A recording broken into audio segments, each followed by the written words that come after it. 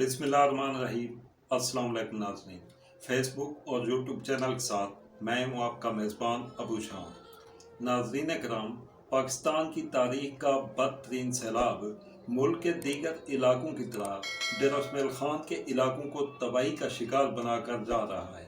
बल्कि डेर इसमाइल खान के बहुत से इलाके ऐसे हैं जो अभी तक इन सैलाबी रेलों की जद में हैं। खसूसन तहसील डेर इसमाइल खान के इलाके गाँव फत्ता हो गया, इसके साथ हाजी मोरा और इसके करीबी इलाके, इन इलाकों में अभी तक पानी का बहाव इंतहाई तेज़ है और ये इलाके अभी भी मुतासर हो रहे हैं। इसके साथ अगर हम इससे आगे तहसील परवा की बात करें तो तहसील हेडक्वार्टर परवा से आगे जो मक्का ड्रेन है, जिसका कई बार हम आपको बता चुके हैं, इसके साथ भी पानी का बहाव इंतहाई तेज़ है और जहां अभी तक इंडस हाईवे को भी बहाल नहीं किया गया और इसके साथ इसके आगे जो इलाके हैं, यूनियन कौंसल माड़ा, यूनियन कौंसल मीरन, किड़ी शमुजाई और दूसरे इलाके, इन इलाकों में मसाइल बहुत गंभीर हो चुके हैं। डेर इसमाइल खान के दीगर इलाकों की तरह इस इलाके में भी अभी तक बिजली का निज़ाम बहाल नहीं हो सका है, मोबाइल सर्विस मुअत्तल है और इसके साथ इलाके में खुराक की और पीने के पानी की शदीद किल्लत है।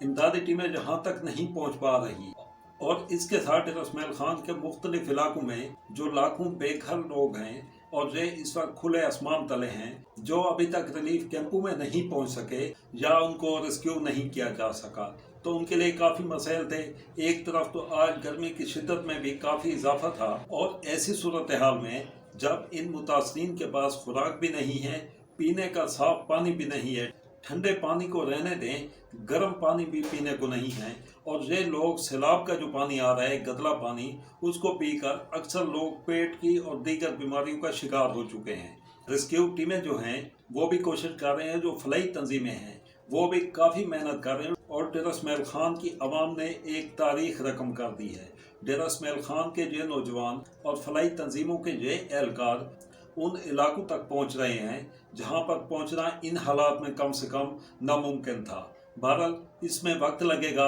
लेकिन फिर भी अपील है कि जहां तक मुमकिन हो सके इस ऑपरेशन को, रेस्क्यू ऑपरेशन और रिलीफ ऑपरेशन, इसको मज़ीद तेज़ किया जाए। फलाई तंजीमों की तरफ से भी, रेस्क्यू टीमें जो हैं उनकी तरफ से भी और दीगर जो इदारे काम कर रहे हैं जिनकी इतलात अभी तक जो मसूल हो रही हैं, तो ज़िली इंतज़ामिया और इनकी रफ्तार इंतहाई मायूस कुन है। इस वक्त भी यही सूरत हाल है और शुरू से इस वक्त तक ज़िली इंतज़ामिया की जो पोजीशन है वो इस इलाके में इंतहाई मायूस कुन है। इतने बड़े कुदरती साने के बाद ज़ाहिर तौर पर मसाइल बहुत ज़्यादा होते हैं और उनको संभालने में वक्त लगता है। बहुत से मसाइल हैं इस वक्त इलाके में। इतने बड़े साने के बाद जो अमल होता है उसके 3 मराइल होते हैं। पहले मरले में रेस्क्यू ऑपरेशन होता है। इन इलाकों में जो लोग फंसे होते हैं उनको निकालना ये उस वक्त सबसे ज़रूरी होता है। इसके साथ दूसरा मरला जो इसी से अटैच है कि इब्तदाई रिलीफ फराहम करना, उनको खुराक, कपड़े और दीगर चीज़ें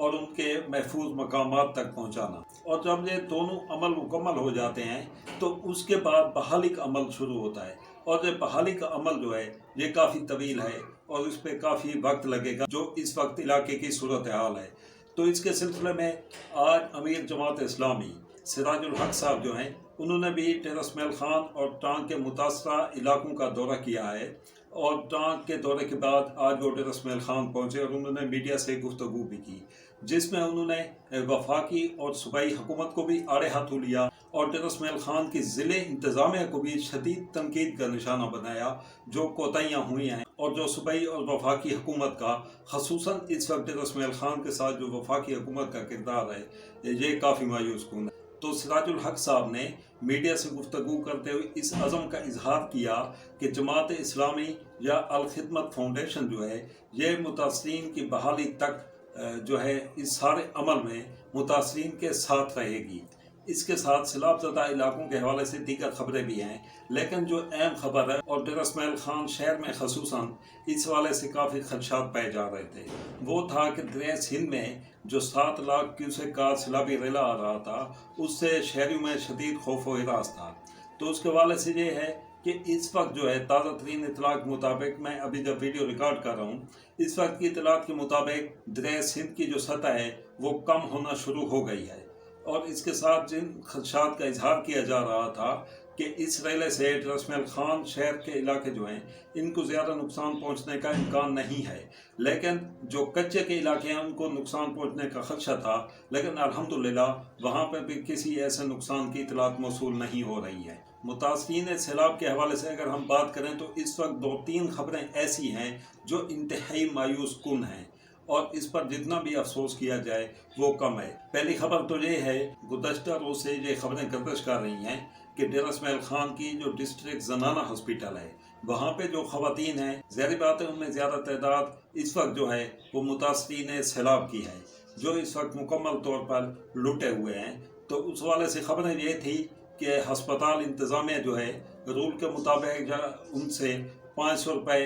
ایڈمٹ فیس یا اس قسم کی بھاری فیسیں ان سے وصول کر رہے تھے۔ تو یہ افسوس کا مقام ہے۔ اس سلسلے میں فوری طور پر ضلعی انتظامیہ یا جہاں کے جو سیاسی نمائندے ہیں، منتخب نمائندے، ان کو اگر یہ فیس ہے بھی صحیح تو اس وقت ان کو اس میں عوام کو جو ہے یا متاثرین سیلاب کو اس کو ریلیف دینا وہ لازمی ہے۔ اس کے ساتھ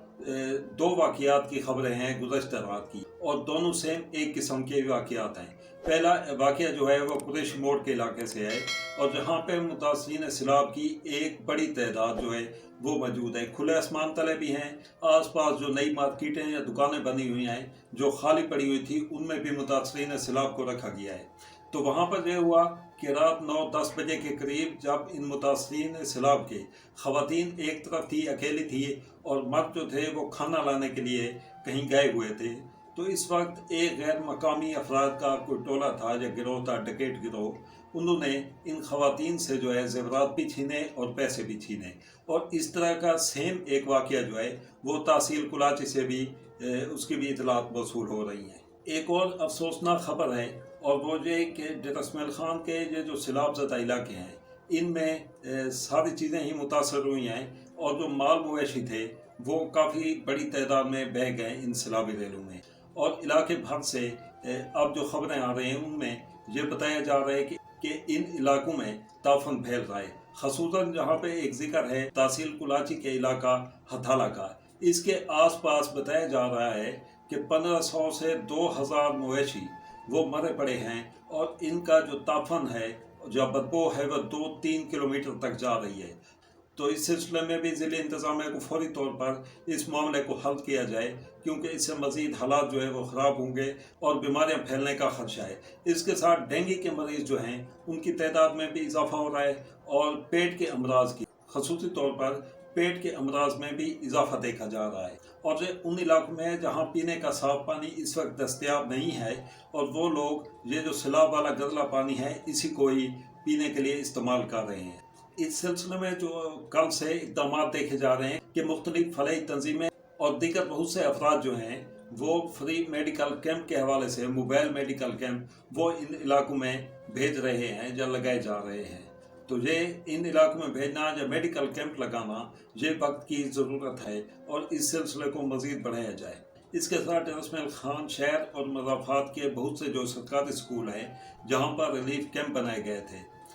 تو اس وقت وہاں پہ بھی ضلع انتظامیہ اور فلاحی تنظیمیں مشترکہ کام کر رہی ہیں اور بہترین کام ہو رہا ہے۔ دوسری خبر تعلیم کے حوالے سے یہ ہے کہ علامہ اقبال اوپن یونیورسٹی کے جو میٹرک اور ایف اے کے امتحان 10 ستمبر کو ہونے تھے، تو اس موجودہ جو سیلابی صورتحال ہے اس کی وجہ سے یہ امتحانات منسوخ کر دیے گئے ہیں، اور اب یہ امتحانات 14 اکتوبر کو ہوں گے۔ فی الوقت اتنا ہی، اپنا خیال رکھیے گا۔ اللہ حافظ۔ پاکستان زندہ باد۔